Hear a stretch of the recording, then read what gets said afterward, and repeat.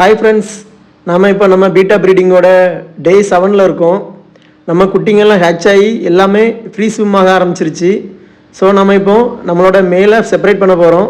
வாங்க அதை எப்படி செப்பரேட் பண்ணலான்னு பார்க்கலாம். நான் கையால் தான் மேலே செப்பரேட் பண்ணேன்.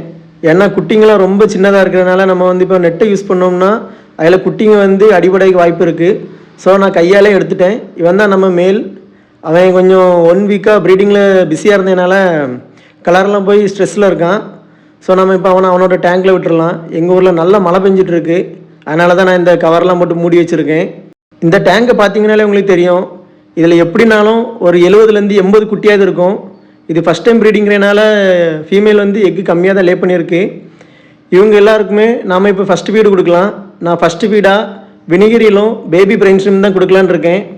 என்கிட்ட வினிகரியில் ஒரு 7 பாட்டில் ஸ்டாக் இருக்குது. ஸோ நம்ம அதை இப்போ தான் ஒரு வாரத்துக்கு கொடுக்க போகிறோம். இதோட அப்டேட்டுக்கு நம்ம சேனலை ஃபாலோ பண்ணிக்கோங்க, யூடியூப்பில் சப்ஸ்கிரைப் பண்ணிக்கோங்க. அடுத்த வீடியோவில் இதோட அப்டேட் என்ன, க்ரோத் அப்டேட் என்ன அப்படிங்கிறதெல்லாம் பார்க்கலாம். தேங்க்யூ கைஸ், பாய்.